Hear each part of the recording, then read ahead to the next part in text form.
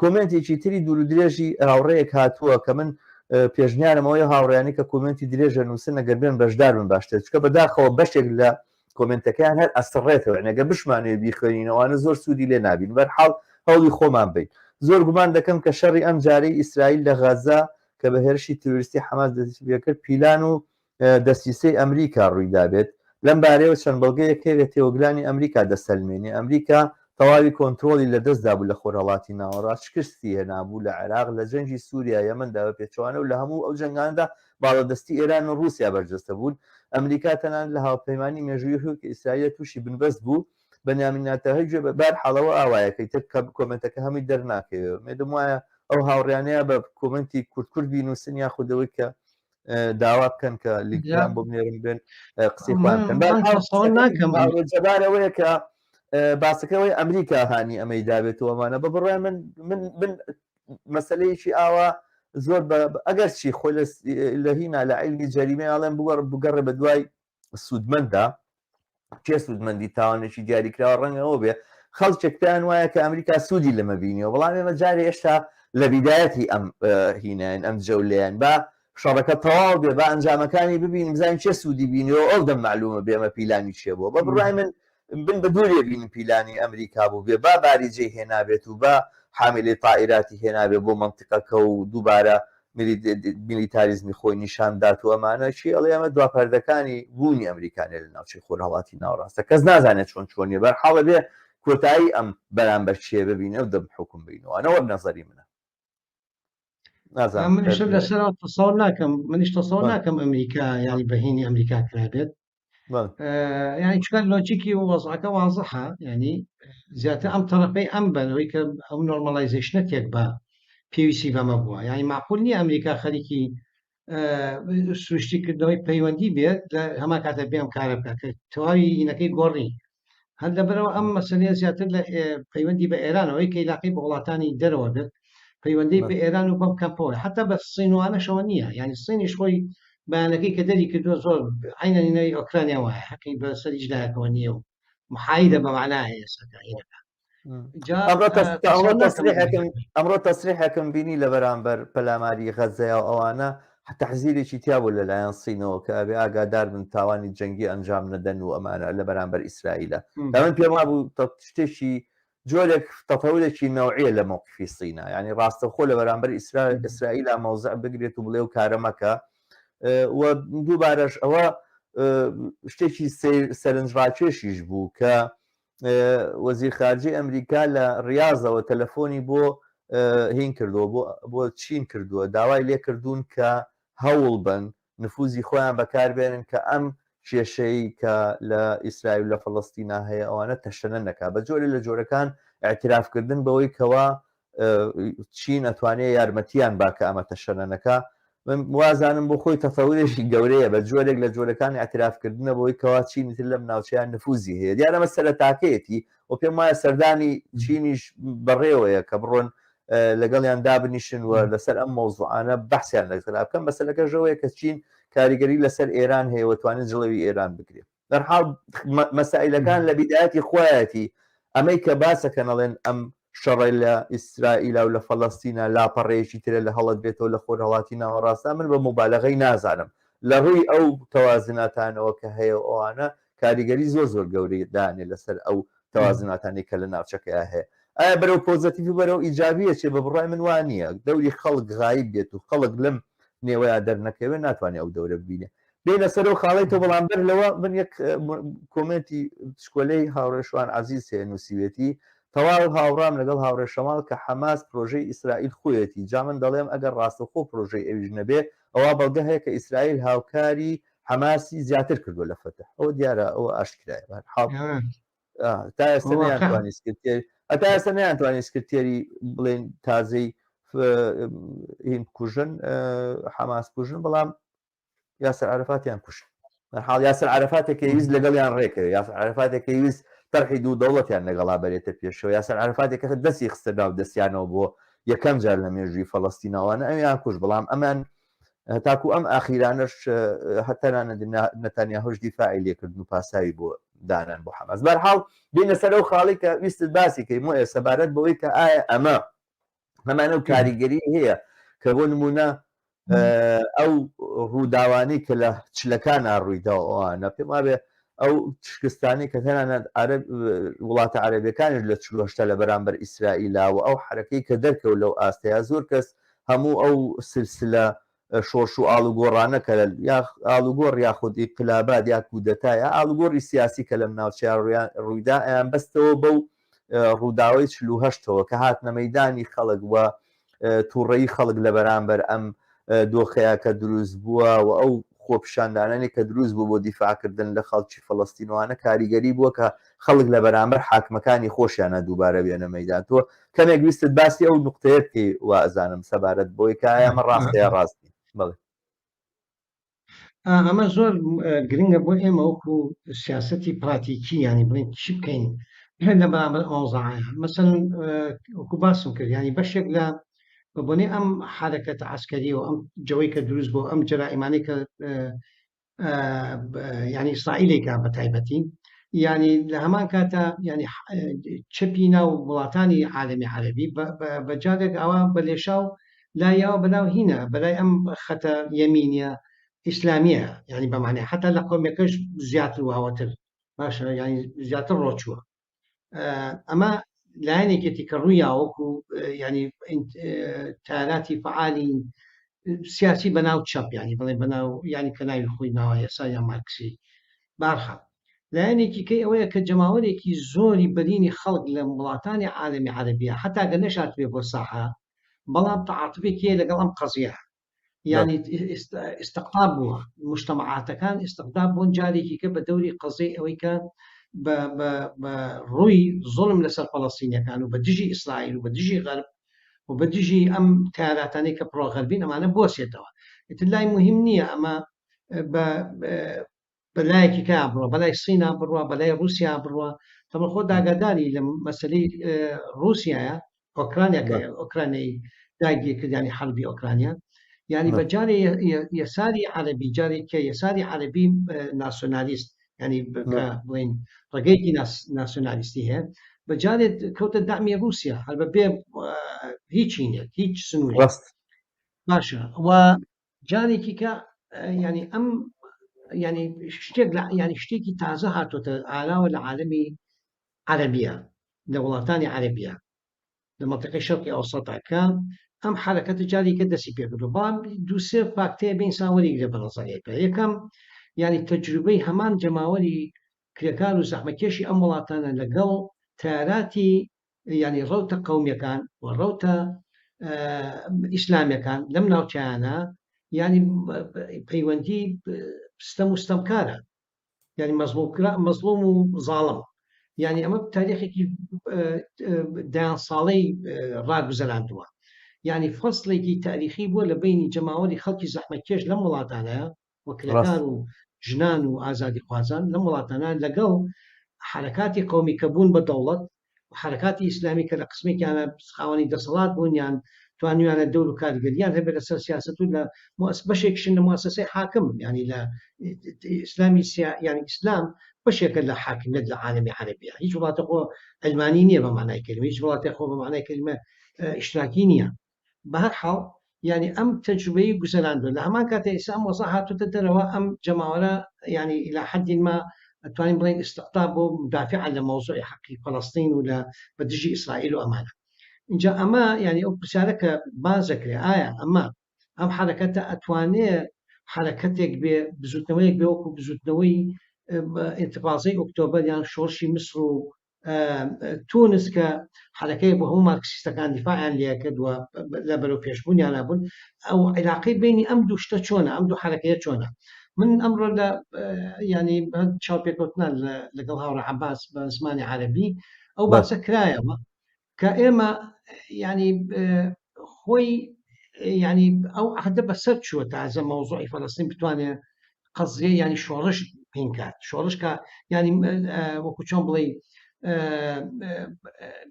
بدايەتی شۆڕش بە لە عالەمی عەرەبیە عادێکی تاریخی بووە ڕۆژ چکە جارێکی کە ئەو شتە ڕوویاوە قوتەکانی ناسیۆنالیزم و ئیسلامیزم هاتووە حکمی گرتووە تەجروبە ینی تێپەڕێنراوە بەڵام لە هەمان کاتەکەی سامان بێت تۆ سێرەکەی نییە ئەو زیندوێتەی نییە ئەو مەرحەلە تاریخیە نییە لە ینی بێتە هۆی وروژاندنی شۆڕش لە وڵاتانەیە ئەمە لە لایەکی کەوە نوعێک لە دەمجێکی دایلەکتیکی ینی عزوی هەیە لە بینی ئەوەی کە جەماوەری خەڵکی زەحمەکێش لەم وڵاتانە کە هاتۆ ڕاپەڕیوە هەم شۆڕشی میسر و تونس هەم اتفاقی ئۆکتۆبر لە عێراق و اتفاقی ئێران ئەمانە هەمووی ئەم انتفاضاتانە هەمووی هینی جەماوەری و شعبی و بەرحەق و ینی ئازادی خوازانەیە و خۆی ماوە لەجێ خۆیەتی کام قەزەی فەڵەستینیەتە ناو مۆزوعەکەەوە ئەتوانێت دەمجێت دروستکات ئەتوانێت دەمجێت دروستکە لە بینی هەردووکیانە بە ئیتیجایە کە نەک بڕواجارێکی احتوا بێتەوە بە شکلی فۆرمی ئیسلامیزم و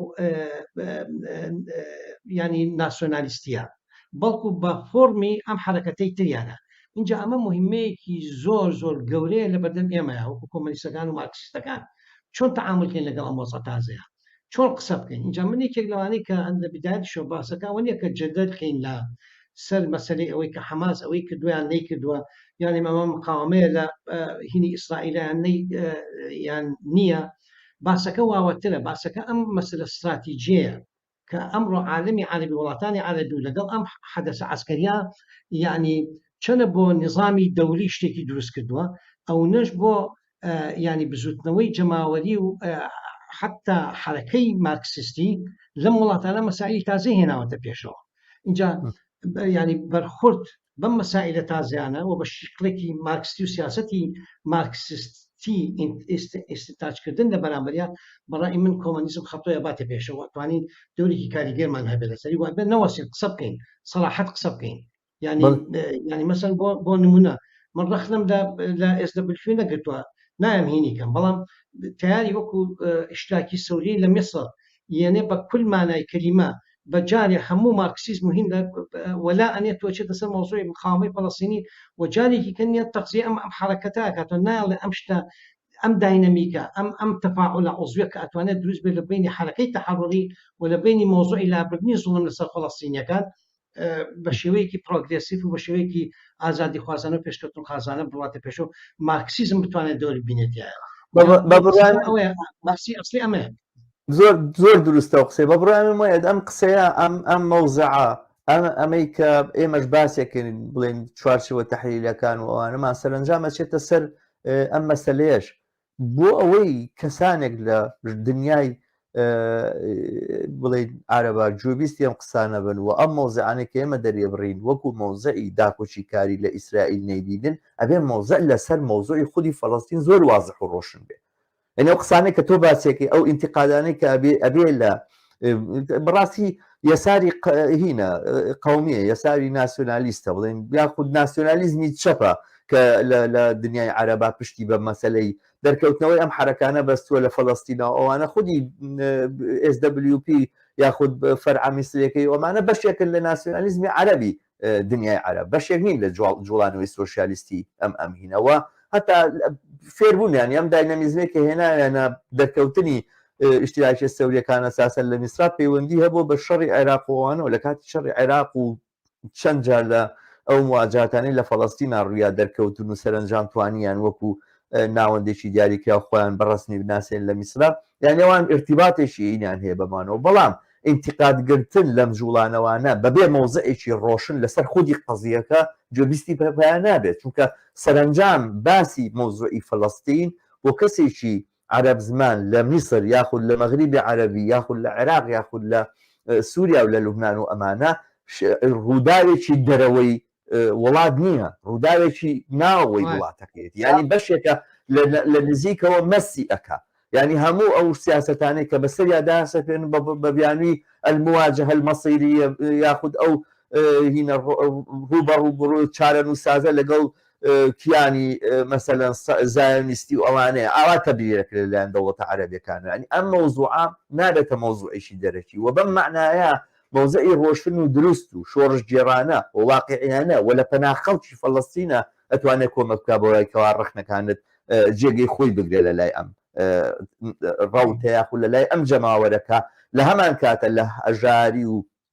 نەداری و بێمافی و ستەم و چوزانم ستەمی جنسی و ستەمی جۆر بە جۆری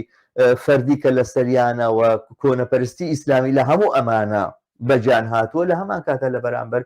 کێشەی فەڵەستینیشە خۆی بە بەشدارە زانێ و خۆی بە بەشێکە زانێت لە چەساوەکان و ستەم لێکراوەکانی ئەم معادلەیە. بەرحاڵ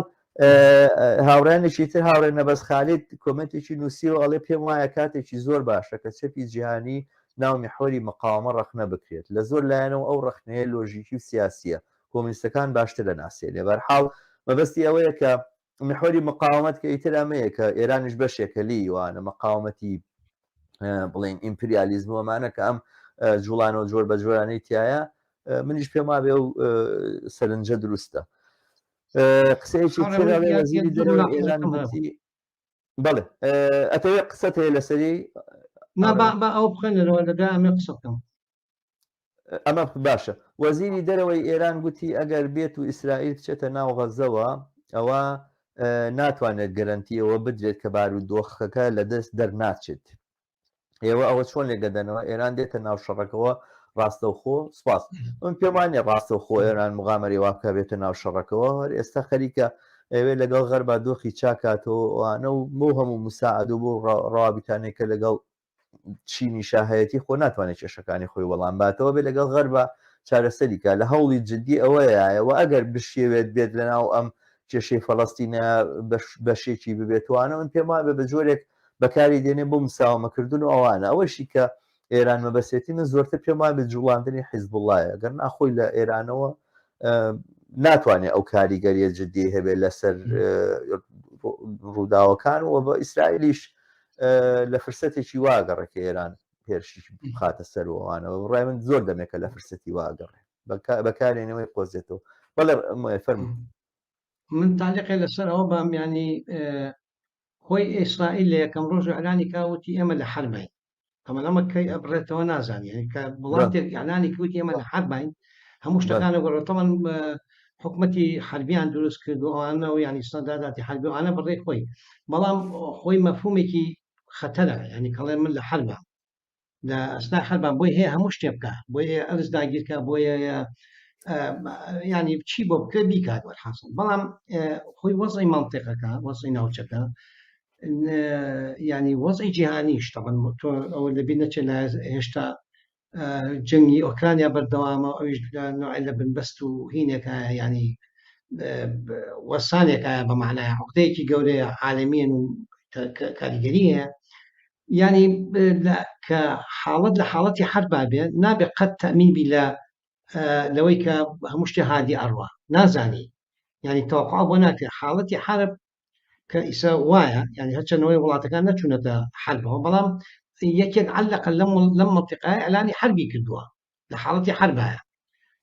ئەمە یەک ئەمریکا قواتی هێناوە و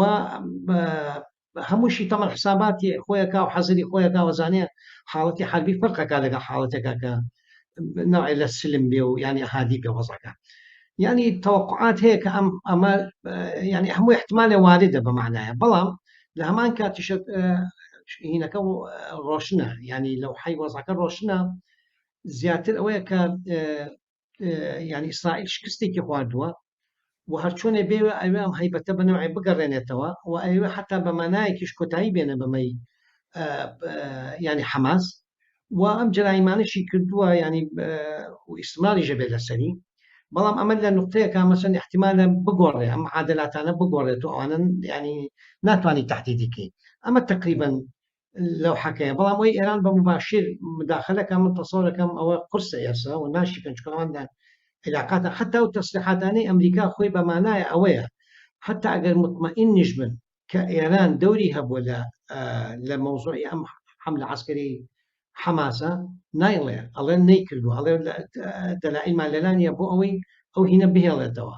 ئەو مەجالە بهێڵێتەوە کەیسەوان لە سوڵحان مەوزوعەوەی کە ینی خاستم بۆ بایدنیش پێویستی بەوەیە هینەکە تەتەوەەکانی ئەم سیاسەتە مەوجودە بەڵام ئاخر قسەم یانەوەیە ینی کە لە وەسعێکی ئاوا هەموو شتێ متەوەقعکە لە پڕ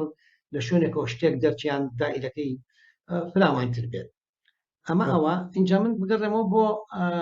ینی ئەو مەسەلەی کە باسمان کرد بڵین ینی قسەمان لەسەری کردوانە من تەسەوڕەکەم لە پەیوەند بە ئێرانیشەوە، یعنی بەنسبە کۆمەلیستەکان لە ئێرانە، یعنی مەسەلەی فەڵەستین چۆن تەعاملەکەی لەگەڵیا چنەوە ئەنەزەرێکی مارکسیستی ئەدەی، یعنی بەشێکە لە خەباتی کۆمەلیستەکان کە چۆن بتوانن ئەم مەسلەیە لە دەست ڕژەم بێنە دەرێ، یعنی بەمانایە، ینی چکە جەماوەری ئەو ینی باسی کرد تۆش پێشووتر و منیش زۆر قەناعەتم وایە، ینی ئێران ینی نەک مەسلەی فەڵەستین ئەوەی کە ئەوێ ئیسرائیل لە ناوبایە بڵێن ئەوێ استراتیژەتی بێتە پێشەوە، هەر لە دروستبوونیەوە ئەم سیستمە ئەم نظامە وا دروست بووە کە ئەبێ ئەمەی هەبێ ینی ئیسرائیلێکیش نەبێ چۆن ئەمریکای ئیسرائیلێ دروستکە کێشەی فەڵەستینێک نەبێ ینی اینجا تۆ چۆن ئەمە لەژێت قاچیان هێنیتە دەرێ، بە تایبەتی کە ئێستا لە عالەمی ینی وڵاتانی عەرەبیە ئەم حرەکەتەی ئەترازی هەیە بە دژی ئیسرائیل و نەوعێک ینی ئەم شتێک کە باسمان کرد لە ئێرانە ئینعیکاسی ئەمە چۆنە، ئەمە تقریبا لە ئیتاری هینە ئەبرێتە ڕژێمە، بەڵام چەند بتوانێت ئەمە لە دەستی ڕژێم بێنیتە دەرێ، ینی ئەمە ینی حرەکاتی ئیجتیماعی مووقفێکی سلبی نەبێ بەرامبەر مەوزوعی مقاومەی فەڵەستینی. اینجا یەکێک لە منهەجەکان ئەوەی کەی بینێ لە تەعاملەکان لەسەر لەگەڵ مەوزوعەکە من بەڕێی من تەسەوڕەکەم باش نایپێکێت ئەوەیە کە ینی ئەم مەسلەیە ینی ناتوانێت استراتیژەتێکی لەسەر تەبەنیکە بۆ داخلی ئێران، ئەوە بەڕێی من ضروري ینی بەحث کرێت، ینی کە تۆ چۆن نتوانی ئەم مەسلەیە کە ئێستا ئەم احترازە ئیجتیماعیە جەماوەریەت دروست بۆ لە مەنتیقەکە لە ئێران انعکاسی ئەمە چۆنە، مەسەن حتا لە کوردستانی خۆشمانە انعکاسی ئەمە چۆنە، ئێستا ئیسلامیەکان ینی ملاحەزەکان ئیسلامیەکان قەزەی فەڵەستین هاتووە دەهۆڵی بۆ کوتێ و چۆت بۆ هینی حەماس و منهەجی ئیسلامی خۆی گەشە پێیا و قسەی لەسەرەکە باشە، ناسیۆنالیستەکان کێن موقیبە نوێنێن جارێکە موقفی مزادە ئەکەوێتە عکسی ئەم قەزیەوە و جارێکە عینە شتنی ئەو بەخۆ دەگاتەوە، بەڵام ئێمە وەکو مارکسیستەکان لە کوردستانە سیاسەتێکی عملیمان هەیە بەڕووی ئەم قەزیە و چۆن قساکەن ئەم بەحسانی کە ئێستا ئەکرێت ینی بەشێکە لە مەوزوعی ڕوونکردنەوەی مەسلەی ئیسرائیل و زوڵمێکی ئیسرائیل لە بەرامبەر فەڵەستینەکانێکە و قەزەی نزاری جەماوەری ئازادیخوازی فەڵەستینی بۆ ڕزگاربوون لە قەزەی زوڵم زۆر ئیسرائیل، ئەمە بەشێکە لەم هینە لەم کەمپێنە لە بەرامبەرکە لە کوردستانی شانعیانە بێ مارکسیستەکان قسەکەم ئەوەیە مارکسیانە بێ قسەیەکی ڕۆشنی مارکسیستیان هەبێت لە بەرامبەر ئەم مەسەلە و فعلا ئێستا ئێمە مەطلوب بین ئیسلامی قساکە بەس مارکسیست زۆر قسەی نییە لەسەر قەزەی فەڵەستین بۆ ساحەکەی بۆ چۆڵەکەی بۆ ئەوە بێ ئیستیقلالی ئەم مەسەلەیەکە یان حتا ناسیۆنالیستە کوردەکان بۆچی ینی بێن عینە شت نییە بە نوعی لاموبالات ومە فەڵەستین ئەوەیە و ئەوەی ینی هەرچی تەشویاتی دنیاە دروستیەکەن جارێکە ڕێگەی هینی قومی و یانیوە نیە نعراتی قومیە نعرە مەقسەم چۆنە لێرەش ئێمە شعورەکەی بەردەم لە بەردەم مهماتی زۆر گەورەیە. وایە دێمە لەم بابەتەوە لە بابەت مەوزوعی فەڵەستین و یا لە بابەت دەستەمانی کە ئەکرێ ینی بۆ کۆمونیستەکان ئەم مەوزوعانە مەواضعی قیەمی ئەنی باسەکە لەسەرەوە نییە مەسەلەن ڕەبح و خەسارە چەندێکە و باسێکی تاکتیکی بێ بۆ ئێمە چەندێک ئێمە دیفاعی لێ بکەین زەرەرەکەین چەندێک دیفاعی لێ بکەین قازانجەکەی بەش بە حاڵی خۆم لە ڕۆژانەی ڕابردووە ئەم مەوازعانی کە دەرم بڕیەوەوانە بوو بەتە جێگەی ڕەخنە و ئینتیقادی زۆرێک لەوانی کە لە فەیسبووکە هاوڕێ من بەڵام من بایی تەڵەپوشێک و زگەرەیە کە زگەرە کێشێکی کێشە فڕێدا بایی ئەو باەخی بۆ دانانیم لەبەرەوەی مەسەلەکە بەنسبەت نەوە قیەمیە چۆنی داکۆچیکردن لە خەڵکی کوردستانی تورکیا لە بەرامبەر ئەردۆغانە لە ڕۆژئاوا لە خەڵکی کوردستانی سووریا لە بەرامبەر داعشا و لە بەرامبەر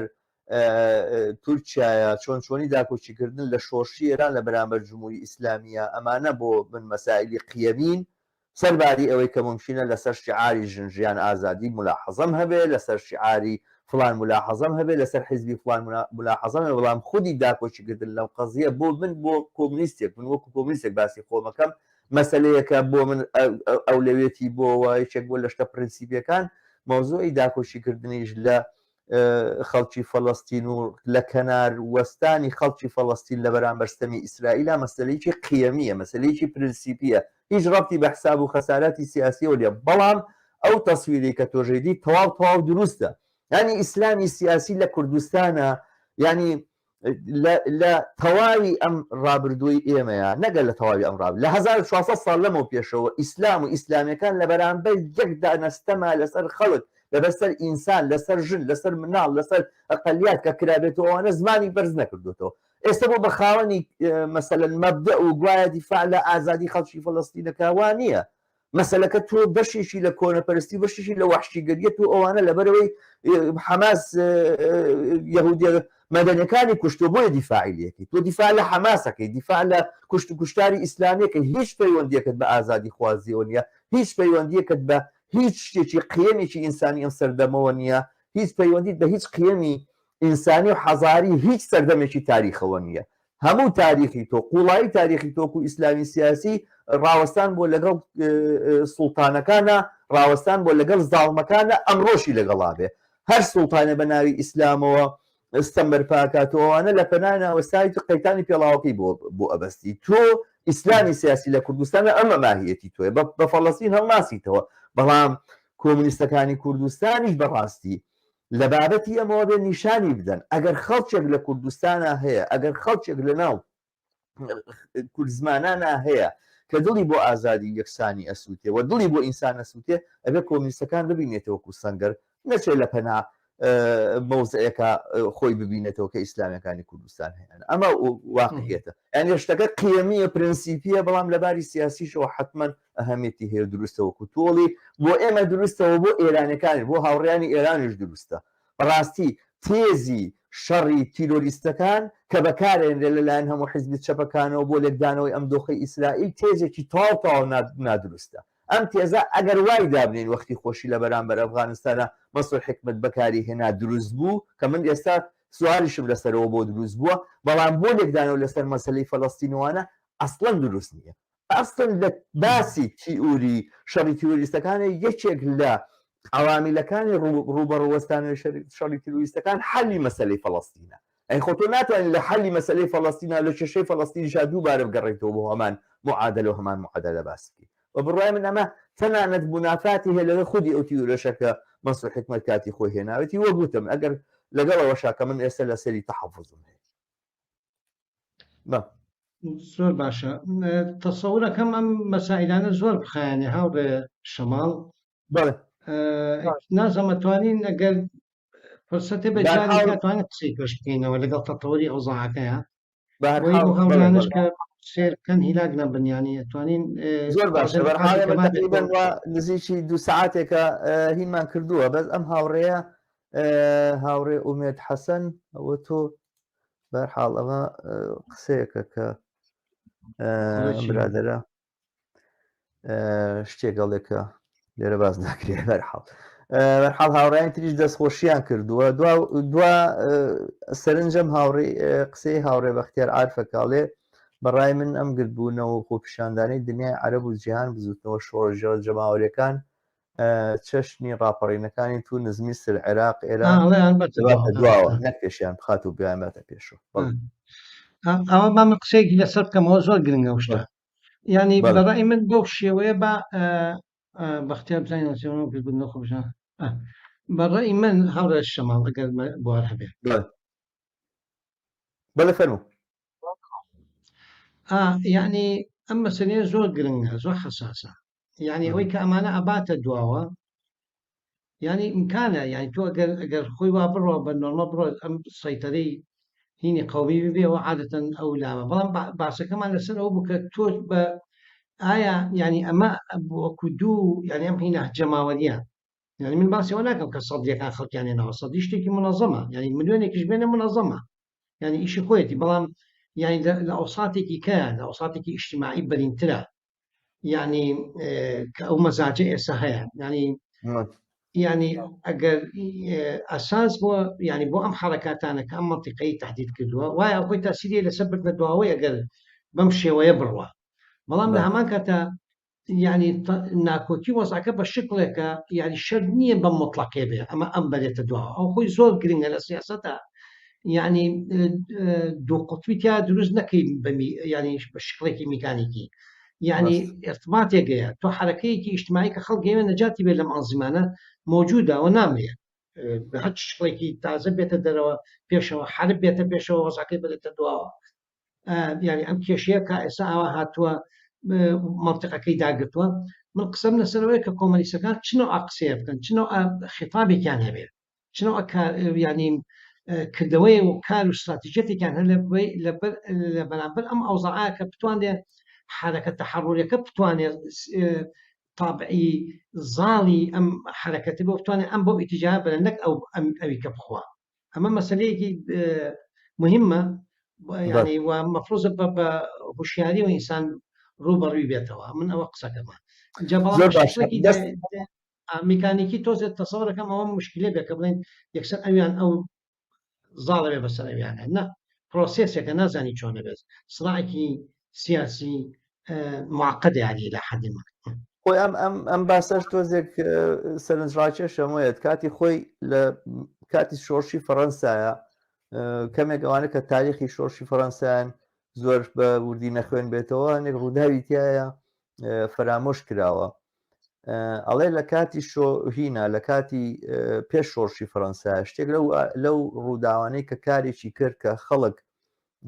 کاریگەری و تەسیری ئیرادەی یەکگرتوانی خۆیان ببینن ئەوە بوو کە نوبەلاکان یاخود بڵێن ئەشرافی فەڕەنسا و ئەوانە ویستیان بە پشتیوانی خەڵک باجەکانی سەرشانیان کەم بکەنەوە خەڵکیان هیاندا هەن لەسەر جادا خەڵک مزارەی کرد پاشاوتی وڵا ڕێیەکانی خۆمە گۆڕم قەی ناکە قەرارەکانمە گۆڕمەوانە پاشگە زەبمەوە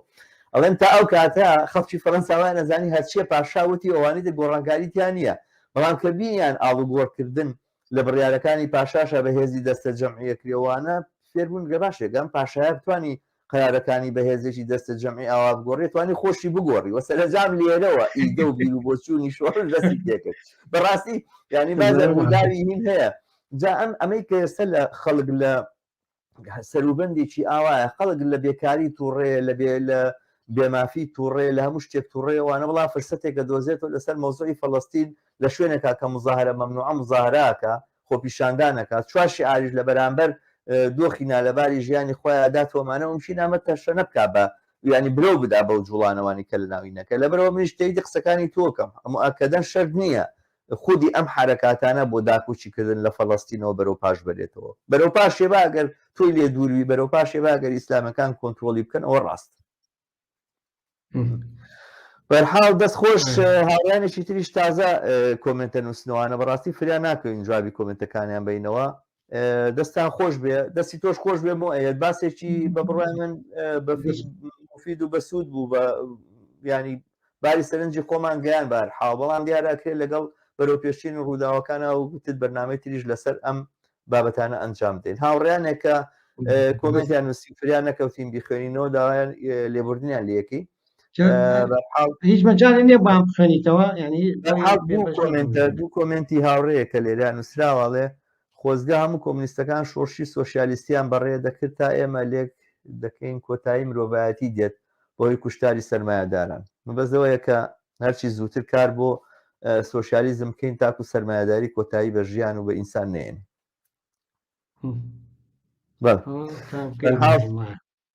هاوڵێدێکە وەلای ئێمەش زۆر باشە مۆیە دەستخانە خۆش بێ زۆر سپاس بۆ بەشداری لەگەڵمە 2 ساعتەمان دووش بوویت دەستی تۆش خۆش بێ و بەنامەیەکی زۆر باش بوو دەست خۆش بێ و زۆر مەمنونم یان کە ئەو فرسەتە بۆ ڕخساندین